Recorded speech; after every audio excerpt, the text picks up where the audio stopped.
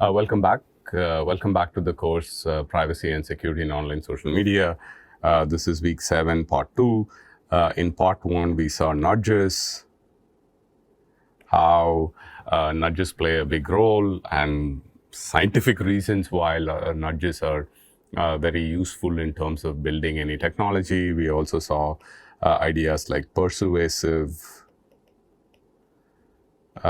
texts, technologies which can help people change behavior as social network, has steps that we saw, right? All of those nudges, all of those signs, all of those technologies help in changing the user behavior is what we saw. And how we had adapted to, we can adapt that to building technologies for identity resolution, Hydra, Mobis, Finding Nemo, all that we saw. Okay, so this week we're going to see a different type of a topic called cybercrime.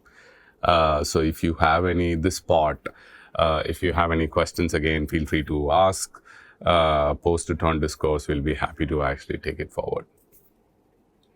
So what is cybercrime, right? If you look at the keywords under the topic of cybercrime, you will see that business attack, internet, identity, password, virus, laptop, safety, hacking, spy, stealing, and you may also remember one graph that I had shown at some point in time where we saw the thing about this is time, this is attacks, this we saw password guessing to, let's take phishing or spear phishing, and to that extent, to that type. And this was organized across the skills needed for doing the attack. Skills keep reducing while the attacks get more sophisticated. So this is sophistication of the attack, if you were to put it that way. Right. Sophistication of the attack. The first one is this one is sophistication. This one is skills needed. So if you keep this in mind and think about the attacks that are happening, phenomenally sophisticated attacks are happening, right? As we were doing during the semester also, I'm sure you must have gotten messages. I got these messages. I'm assuming that if you have used any of these platforms like Netflix, LinkedIn, these platforms have been hacked, the passwords are stolen, or your account may be under threat, so please go change the password. These kind of messages keep coming because some of the breaches may have happened with the data, right? So I'm sure you can connect to the cybercrime, because cybercrime is also a topic that has sort of penetrated the society a lot over the last decade. So this is, the last one was in general cybercrime. This one is cybercrime in India itself. If you look at the numbers, they are just exploding, right? I'm sure if you look at the numbers now, it will be more. And these numbers are also only reported, somewhere getting captured, right? It may be a lower bound probably, but there are absolutely going to be more attacks, more threats, more breaches that have happened across the organizations across the country. Right? So rates of crime, 2019, 3.3 to 3.7, 11.8% surge seen in 2020 as compared to the previous years.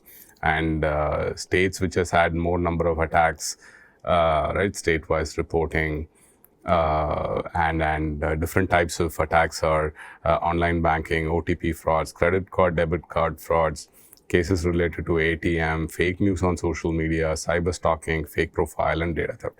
So this is all in the second part of the course, right? You will also be able to make connections to other topics that we have seen before. Fake news is something we saw in detail, but there are other identity theft. If you remember, we talked about before. We talked about fake profile before, right?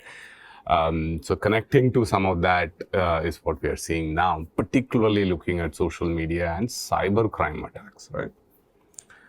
So the numbers are increasing, sophistication is better, and this is the Wikipedia page which lists down the different, what is cybercrime, right? Cybercrime is a crime that involves computer or a computer network. The computer may have been used in committing the crime, or it may be the target. Cybercrime may harm someone's security or finances. So this one is also CRE, right? It may be used in committing the crime. It may be the target itself. I use my phone, I use my laptop to send out fake emails, send out so to say emails that are threatening you, emails that are impersonating somebody, or I attack the computer itself. I send a link for you to open the attachment and I get a virus onto your machine, right? So it can be both ways. And so this is the list that Wikipedia has, which is computer fraud. Computer fraud meaning using computer, meaning this one, all of them connect. It's virus, it's this kind of phishing attack, which is use computer as a tool, sending out these emails, hosting the website, all of that. Cyber terrorism, computers are used for terrorism. Terrorism as the broadest word you can think of. We'll also look at radicalization later as part of this deck. That's part of the cyber extortion, getting people taking pictures of somebody, having a video of somebody, and then extorting them for money, pleasure, all of that, right? So this is cyber extortion. Ransomware. Ransomware is got popular like about a couple of years back, and ransomware is an attack where we have your computer gets locked. For it to be unlocked, you got to give them some money, and that's when they'll give you a key, which will unlock your computer, server, infrastructure, all of that. Huge amount of attacks has happened in the past. Cyber sex trafficking, using human trafficking, using the computer infrastructure for trafficking people, trafficking women, trafficking men, trafficking children. All of that kind of trafficking is going on as part of the using the computer infrastructure itself, right? Cyber warfare, using computer for attacking, so to say, states, machines, attacking nationals, attacking international borders. All of that also happens. Ad fraud is frauds through advertisements, clickbait, clicking on a link as an advertisement as though you're opening let's take a innocuous Pepsi ad, but it's actually throwing up some code onto your machine and vulnerabilities onto your machine and attacking your machine, attacking your infrastructure, all of that. And I'm sure you would have heard this before in my computer security introduction, computer security classes that I teach. We talk about this heavily, which is human being the weakest link. And so that's the one of the key aspects, meaning passwords, sharing the passwords, or having the passwords which are weak, or this opening an attachment, meaning people keep saying, right, don't open attachment, don't click on links, all of that we say, but at the end of the day, there is a tendency to open these emails in some context. There are different types of attacks, right? So there's some called as whaling, extension of phishing itself, but attacking only financially heavy worthy network people, CEOs of a company, right? So therefore, human beings, there's also even quantitative empirical data to show that human beings actually make most amount of errors, and large amount of breaches, large amount of cyber attacks happen because of human errors. If you're interested, Software Engineering Institute.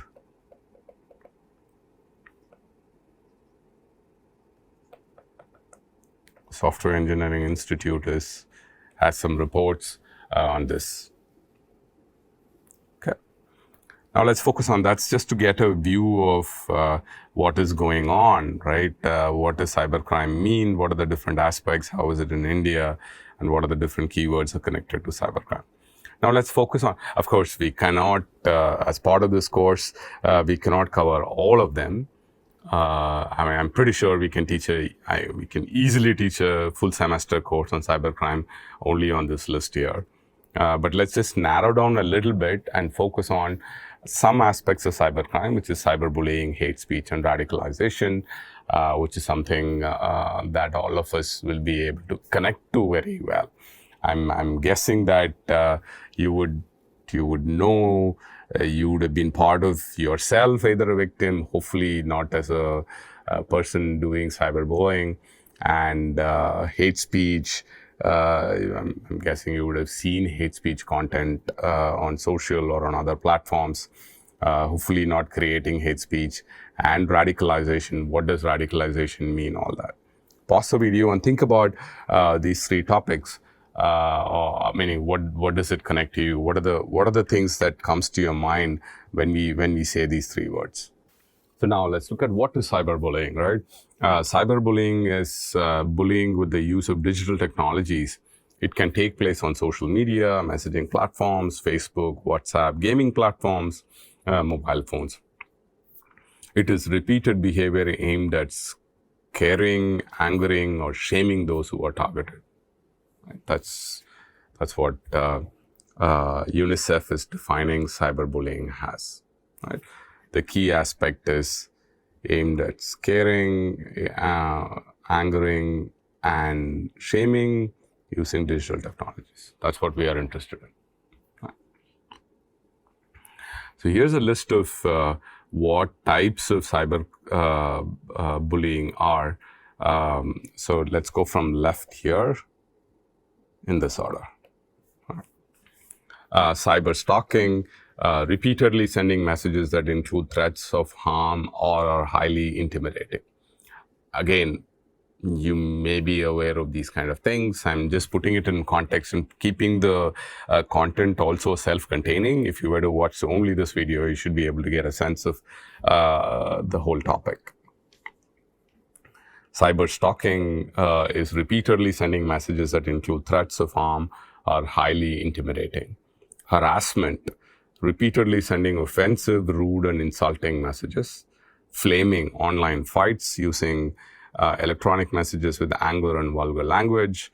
All of this are our goal, meaning my intent here to put all of this to say that all of this we can connect to social media. Now that if we know the definition of these things, now that we know how to collect data, now that we know how to analyze data, we should be able to operationalize. The keyword here is operationalize, right? Operationalize these words, which is repeatedly sending offensive, rude, and insulting messages. Can you translate this offensive onto what it means? How to read it from a text? How to infer it from a text, right? If you can codify it,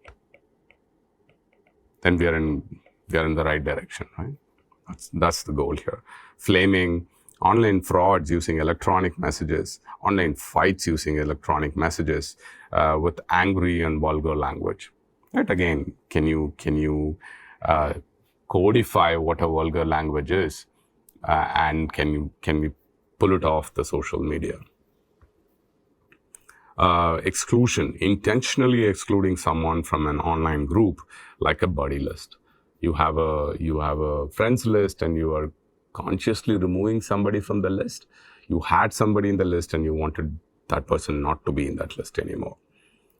outing and trickery. Again, please understand this is only one framework which gives you what are the different aspects of cyberbullying. I'm sure if you look at another set of content, there may be some variations of this. This gives you a good sense of what is cyberbullying. Outing and trickery, sharing someone's secret and embarrassing information online. And I mean, I've seen myself multiple cases registered on this topic, sharing somebody's pictures, sharing somebody's cell number. If you remember, if you carefully looked at the slides in the content about sharing online privacy, online social platforms where people have shared their cell numbers. Examples of others sharing somebody's cell number and saying that call this number for XYZ. So someone's secret or embarrassing information is shared by, that's also cyberbullying. Denigration, dissing someone's online, sending or posting cruel gossip about a person to damage his or her reputation, or essentially doing something that is showing somebody lower and showing that the person is at a lower level and putting the reputation in the question. Impersonation, pretending to be someone else and sending, or this we know very well, right? Phishing is all about impersonation and sending or posting material online that makes that person look bad, gets that person in trouble. So this is nothing to do with phishing, clicking on links and going to some website, but this is about impersonating as though it is somebody else and sending messages so that person looks in trouble. Some examples of cyberbullying on social platforms itself. This is cyber stalking. So essentially saying that I've been stalking you for the last 6 months. At least give me your first name. Right? Just. I mean, you will end up getting these kind of messages. I've had these kind of messages with. Potentially, to some extent, more of professional stalking, I would say, saying that we are inviting you to give a talk. Please respond. Please connect with me. Connect with me also is okay, but saying that we are inviting you to the talk and please respond. We're not getting a response. We want to close this, or I want to work with you. I'm continuously sending messages about wanting to be connected with us. The right one is impersonation. This I think is very. I mean, I'm pretty sure if you look at popular networks like Amitabh Bachchan, right? There are so many accounts that impersonates these popular celebrities. That's the idea here. This one is harassment. Again, these are very common things that happens in social, common things that happens in non-social also in some sense. But social has just made it so much bigger. And I'm pretty sure if you may, as I said before, these are some topics which you may yourself have gone through, or you may know some people who have gone through these things. Types of cyberbullying. Continuing with the list, this is flaming, right? Flaming is just being showing the anger. You could highly relate to this, right? I'm a cool guy who wants to be friends, blah blah blah, and then an ugly guy, no one going to friend with you, stupid, right? So showing the anger and expressing the anger on social with this person. Continuing on cyberbullying, let's look at flaming, right? So if you look at this conversation, it says, "Hey, I'm a cool guy who wants to be friends. Blah blah blah. You an ugly guy. No one no one would friend with you stupid, right? Basically showing anger on social platforms and expressing those angers in instant messaging or one-on-one messaging. Some boys created a We Hate Joe website where they posted jokes, cartoons, gossips, and rumors, all dissing Joe. That's what we said about denigration, right? Just making somebody look small, making somebody look inferior. Greg, an obese high school student, was changing in the locker room after gym class. Matt took a picture of him with his cell phone camera. Within seconds, a picture was flying around the phones as outing, sharing information. I'm sure you would, meaning probably these are some of the cases in India or older times, but there are these kind of outing incidents have happened in schools where videos have been taken from schools and it's made public. And those days, I think it was like MMS messages, like SMS that are sent out with video, and it was actually spreading very heavily. Millie tries hard to fit in with a group of girls at school. She recently got on the outs with a leader in the group. Now Millie has been blocked from friendship, like links to all of the girls. Right, exclusion. As I said before, it's removing you from removing the person from a list. Most common types of cyberbullying: sexual remarks, online rumors, mean comments. That's the 2019 data. Other types of cyberbullying also happens, right? Targeted at a particular group. Share of cyberbullied LGBT who have received online threats. That's about 35%. Slightly older data, but just to show that these kind of things happen on social media platforms, right? Share of cyberbullied LGBT who have been a victim of hate speech at least once. Again, we're going to see what an hate speech is, so we put it here. So this is about 58%. Most used platforms for cyberbullying: Instagram, Facebook, Snapchat are on the top of the list.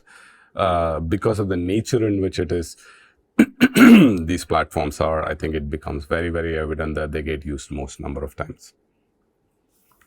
Impact of cyberbullying. Generally, I think the highest impact that you will see about these kind of problems is the mental stress that somebody goes through. Right, 41% of people who were cyberbullied developed social anxiety, developed depression, had suicidal thoughts. Right, so I think that's where, I mean, I've sort of say seen in person also people going through these kind of suicidal thoughts because of some cyber bullying aspect. Right, school kids bullying them. Or college people, not just bullying, take pictures of them, post it online, and the photos are spreading virally. All of this are a big reason as an impact of cyberbullying. Deleted the social media profiles, self-harm, stopped using social media, skipped classes, developed an eating disorder, abused drugs or alcohol. Is there a way to, meaning I think our goal for putting all of this content in the class is to find a way that more and more people should know this problem and, one, avoid being part of it, and two, can you build solutions that can help address the problem? And I've been very, very explicit about this also, building hyperlocal solutions, right? There may be these kind of problems in a small community, in a small sector. Can you help build technology in your own space to address these problems?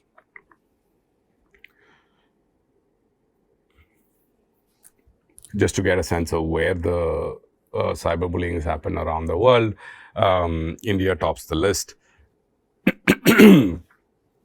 India, Brazil, US, South Africa, Canada, Turkey, Australia, ranging from 37% to 4% in Japan. Right. This is something we should definitely keep a watch on, because a large amount of these kind of cyber crimes cyberbullying is actually happening in India. And I'm sure if we put together the cybercrime data also, we may be very high up in the list. General recommendations. These are recommendations that we saw, which people have given repeatedly, which is seek help for someone's you trust. At a college level, reach out to your counselor. There's a helpline across the country. Please use it. Consider blocking the person on your social platform, all that. And again, the other reason for putting these recommendations here is that can we as a course find ways to spread all this on social, or build technology for doing so, right? Can we build technology for example, there are technologies that have come up with where you can actually ask the person to, basically have a chatbot built where victims can actually have a conversation with the chatbot, finding answers to the questions that they are interested in. Right. Policies, some of the policies on social media platforms. Let's look at all the social media platforms will talk about cyberbullying. All the social media platforms will have details about how to reduce the cyberbullying, how to reduce hate speech, what as a platform they are doing for radicalization, for hate speech, all that. That's what we thought we'll show you as part of the content. So you get an understanding of, if you have not seen it before, get an understanding of how these platforms actually handle them. Insta stands against online bullying explicitly. This is Twitter. Says about violent speech, you may not threaten, incite, glorify, or express desire for violence or harm, violent or hateful. So they go explain, describe what it means to their platform and how do they actually avoid it, what you should not be doing on that platform. Right? This is Snapchat saying harassment and bullying. We prohibit bullying and harassment of any kind. If someone blocks you, you may not contact them for another account. From another account. Sharing another person's private information and snaps of people in private spaces like a bathroom, bedroom, locker room, or a medical facility without their knowledge and consent is not allowed. Just making sure that the outing does not happen, making sure that extortion does not happen, right? So that's what the platforms. Again, the goal could be, can we take this up, convert this into a list of logic, build a tool, and identify when this is breached, right? That's what a sort of societal meaning if you were to even solution for good, data science for social good, AI for social good, all of this are the buzzwords right now, right? So this is a perfect way to build technology that can help that can have social good. Facebook says, put a stop to bullying, developed in partnership with bullying prevention experts, the Bullying Prevention Hub, resource for educators, blah, blah, blah. Facebook, I think last part also I said, Facebook has a lot of educational materials which can be used for these kind of topics. Here are some at the national level. This one is Cyber Dost, set up by the government of India, where again it's a Twitter handle. There's a hotline number you can call, all of that. And this is a hotline number 1930 for any cyberbullying incidents, cybercrime incidents. The number can be called. Now let's look at some research, right? Meaning that's our goal, right? Giving you a background of what the topic is, where did the topic fit in the society, what all can you actually understand from social, and work done in this space for building research, building technology, building solutions. Again, cybercrime as a topic can be taught for the entire semester. On social media also can probably cut across the semester, I guess, for the whole content. But for us to get some insights is what the goal of this part of the course is. This paper looked at conventional mechanisms failed to match the social scale of social media, which is something very common that we have been talking about. This paper proposed a model that uses common multimodal, right, text, content-based, and user-based features, which we have seen how it can be generated from social to detect potentially harmful posts or rumors as denigrate bullying candidates. Essentially, they took Instagram posts and tweets of global celebrities. They created these two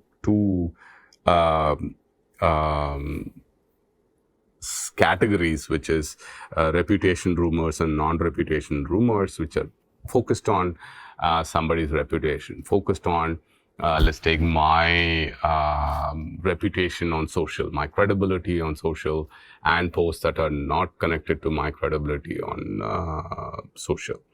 Authors use this method.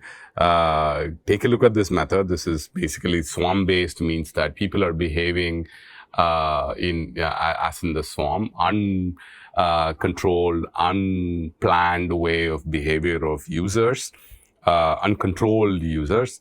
Wolf search algorithm is basically an idea where it is science-inspired algorithms types, where how Wolf would go search for food is what is in fundamental idea of this algorithm. So the authors put this together to create a way by which they can identify these kind of cyberbullying content on social media.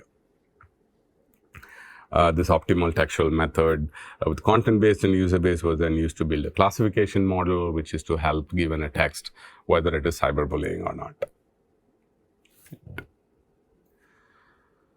Continuing on, just looking at some research work. This one is cyberbullying analysis in intercultural educational environment using binary logistic regression. This idea is that it's slightly an abstract study where they wanted to compare cultural content, right? Analyzed how religion, ethnic group, and race influence the likelihood of becoming either a cyber victim or a cyber bully in intercultural educational environments. 755 students in secondary education were analyzed in the south of Spain through cyberbullying scale. Interesting conclusion they had was students who belong to Muslim religion, the Gypsy ethnic group, and the Asian race are more likely to become cyber victims. Interesting conclusion. But the next line also is comparatively very, very intriguing, is that they say that Gypsy and Asian students were also more likely to be cyber bullies than other groups, which is they are the victims also and they are the bullies also. Minority groups are more likely to suffer cyberbullying and intercultural, which I think is kind of understood in a societal way, if you were to think about it, minority groups being cyberbullied. But I think these kind of quantitative numbers also helps to reiterate the point that, look, this is really happening. So that is what cyberbullying is, right? So I hope that gives you a understanding of one aspect of cybercrime, which is cyberbullying. Now let's move on this hate speech. Hate speech is another, so one of the key component that you want to keep in mind about all of the cybercrime topics. Let's go back, right? Where I said that operationalize the different types of cyberbullying. This one, right? I said operationalize. It's also very hard to operationalize these content, right? So just think about how would you find what statement is rude? How would you find what statement is vulgar? I mean, I think 50, 60, 70% is probably possible, but there are always nuances, right? Nuances in language, which is very, very hard to get. Meaning, if you uploaded a picture on Facebook, I just said that, wow, nice looking picture. Now, is this bullying? And when I said 20 people liked the post that I made a comment, right? 20 people liked the comment that I posted. Now, is that a cyberbullying, right? The line is very thin. And to add it, there is also sarcasm that comes in, which makes it a little harder in language because it's hard to find out whether the statement is a sarcastic statement or actually a real statement, right? Even though I said that technology can be built, technology should be built, we should try and build these solutions for identifying, classifying, helping users, but I think it's also very hard to build these technologies. So now let's go to what is hate speech, right? Hate speech refers to offensive discourse targeting a group or an individual based on inherent characters such as race, religion, and gender. So our focus is only this, and that may threaten their social space. Two aspects: who's getting, who's the target? What is the kind of hate content is getting generated, which is race, religion, or gender, and what is happening is threatening the social space, threatening their existence in some sense. Yeah.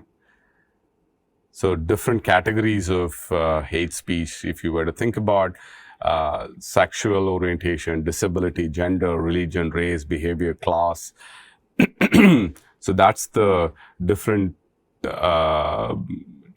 categories of hate speech content that gets generated. It could be about sexual orientation of somebody. It could be about just disability of people, gender orientation, religion, race, behavior, right? So that's the percentage, and these are the terms that relate to those categories of hate speech. Right. So hope that gives you a sense. Again, operationalizing, keep that always in mind, right? So as computer science, as data science students, I think our interest should always be, okay, these are philosophical statements, these are linguistic ideas, but how do you translate them? So here, one initial simple method could be just take these words, put it into search in the social platform, get the tweets, get the post and analyze it. But again, that's good. That's a great start. But would that help in addressing the problem always, right? Because it could be that somebody could use the word, so to say, retard or an idiot in a sense which is not really a hate speech. Hate speech around the world, people should be able to make statements that are offensive to minority groups publicly. That's the way this data was collected. US seems to be the highest. US, Latin America, Europe, Africa, Asia Pacific, right? So I think hate speech in India has a particular connotation to it, and you'll see some examples of data from India also. But hate speech in general has been very high in other parts of the country. Yeah, this is what I meant by hate speech in India. Hate speech targeting India. In India, we have this focus, right? Caste, religion, gender, and queer minorities is increasing on Facebook. So if you see 13% casteism, 16% false news, 37% Islamophobia. So this is something we will look at it in more detail also, because this seems to be a large amount of content. Even here it says, right, 37%, I think, is Islamophobia content. Right? So that's in India, and rising cases of hate speech in India against Muslims and Christians, particularly how the numbers have increased.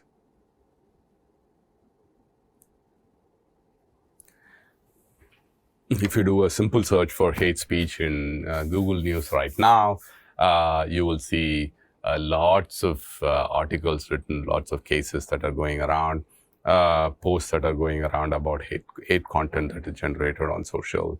Generally, also hate content generated on YouTube, blogs, websites, everywhere. So this is about hate speech in different platforms, Facebook, So this one is talking about hate speech publishers and creators guidelines. Facebook removes hate speech. What is a violation of a policy? This hateful content, this is a Twitter resource for hateful hate speech that are generated. This one, our rules against hate speech don't tolerate attacks of people based on the protected characteristics. Every platform has these kind of Facebook, Twitter, all platforms have policies against hateful content that is created. Feel free to go take a look at it. If you have any questions, clarifications, come back. So one piece of work that we did a long time back was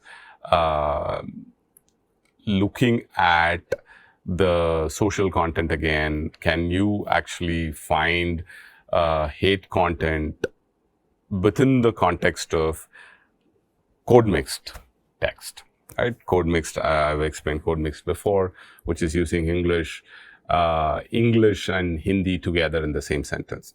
Classify English text into 3 categories: hate content, hate including abusive and benign, and data sets of 3,600 tweets, and classified into these 3 categories as these numbers.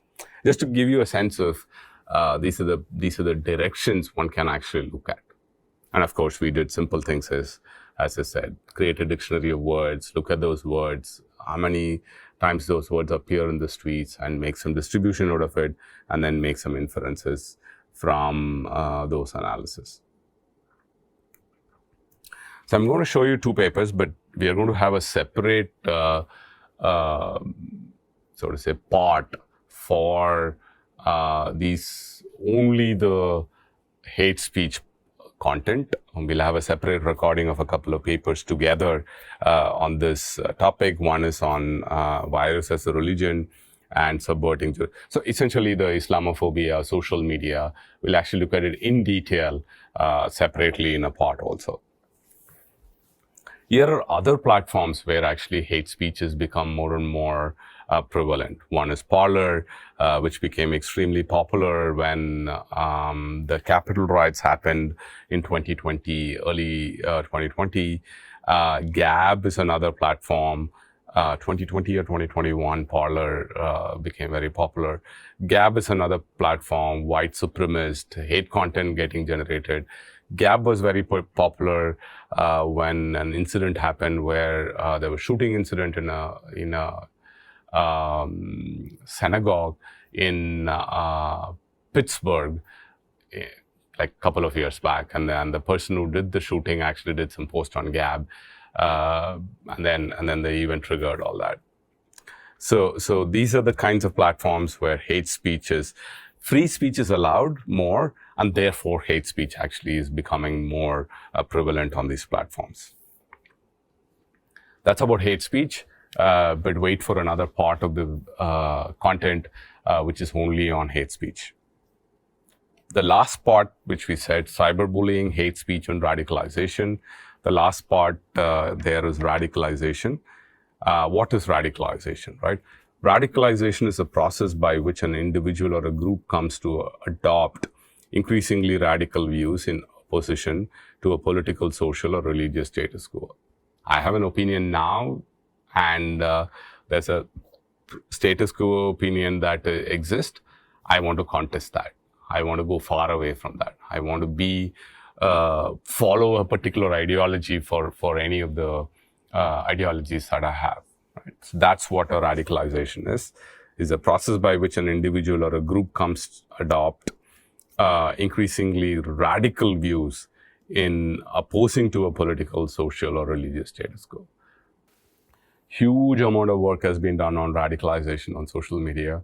I know people have been working on this for the last 7-8 years, whom I'm connected to at least. People look at different aspects of radicalization, different aspect of sorts of terrorism in which radicalization is involved, and how social media is playing a role, fundraising, recruitment. These are different aspects of the whole topic, and radicalization is one way by which you actually get people to the ideology. 90% of the terrorist activities on the internet takes place using social media, networking tools. All of it is taken from this. I mean, every slide you will see a URL. If you don't see the URL in the slide, most likely it is a URL that is in the earlier slide.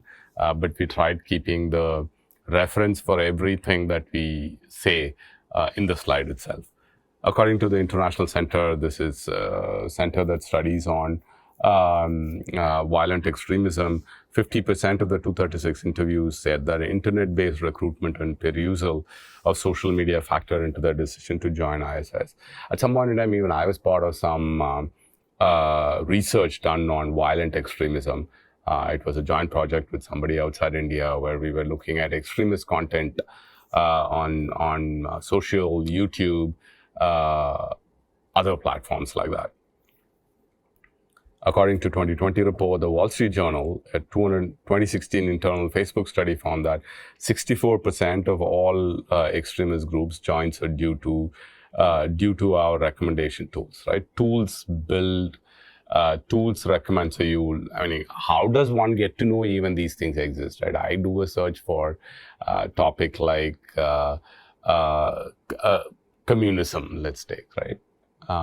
And what does the YouTube show, and how does the YouTube algorithm works, what content shown to me.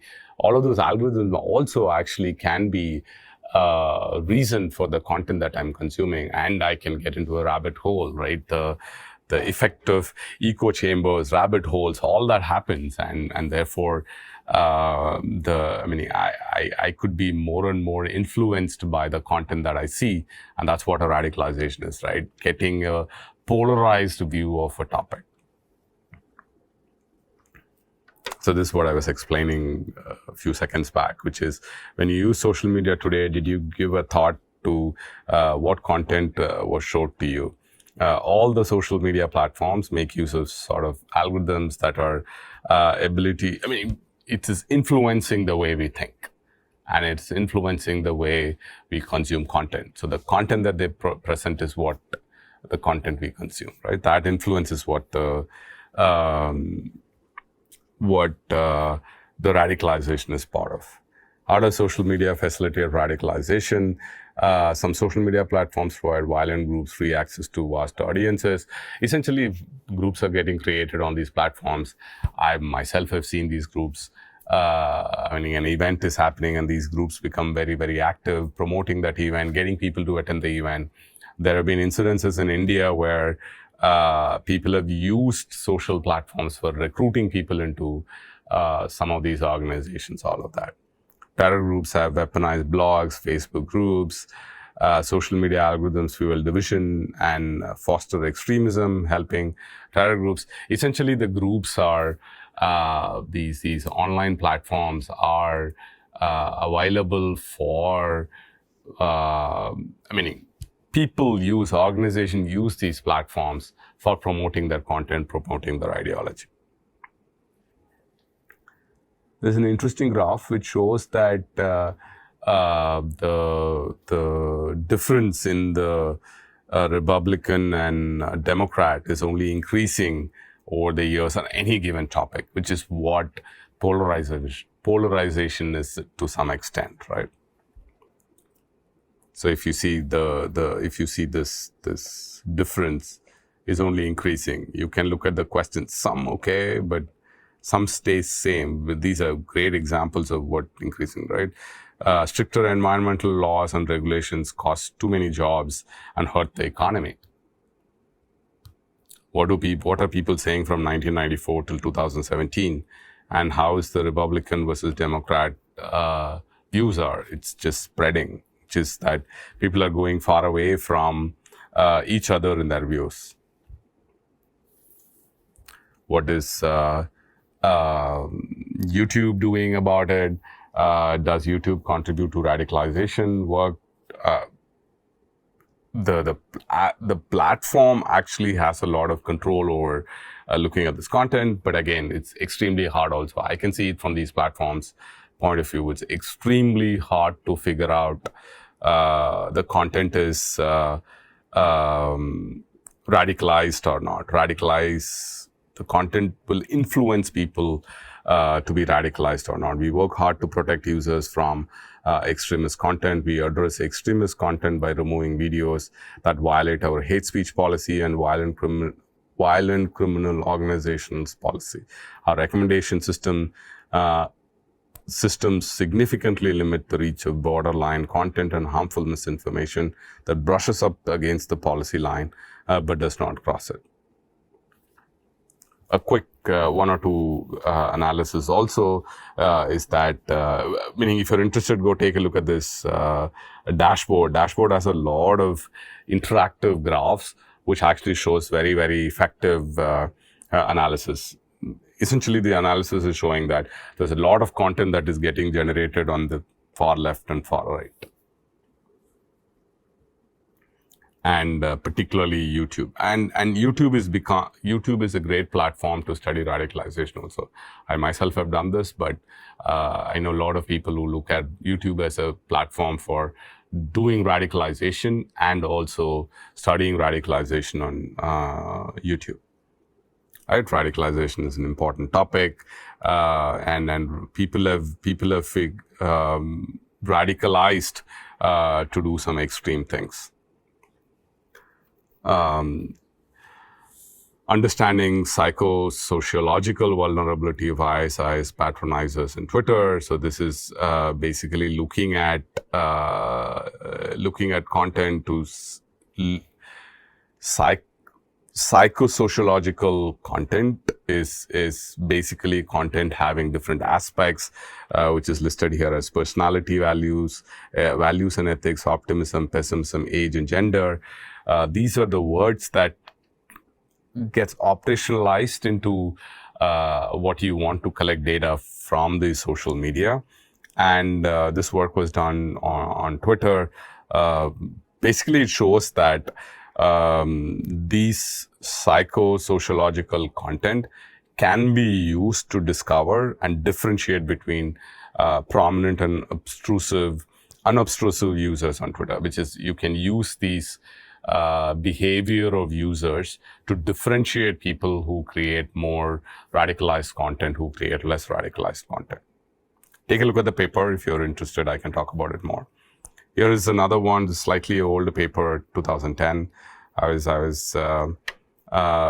we were putting this deck together, I was feeling very happy about looking at these kind of work done at some point in time, coming back to discussion. So this one is, the goal for this work was take YouTube and can you find out hidden communities and communities which are actually spreading extremist content. Right. Proposed an approach to find it, collected data for analyzing these analyzing these content which is extremist. The thing that we did at that point in time was looking at only the title, description. The non-imagery, non-video content is what we used. But I'm sure given that today's advancement in these algorithms, one can also study the video content from YouTube to analyze whether it is extremist video or not. Right. So with that, I will wrap up this part of the week. But otherwise, what did we see? We saw what cybercrime is. We saw different aspects of cybercrime, many of them. In that, we picked cyberbullying, hate speech, and radicalization. And we saw how each of it can be operationalized and how technologies and research can be done to study them. And so the next part will be about just on hate speech, looking slightly deeper into what hate speech is. Thank you for listening to the lecture. I'll see you soon.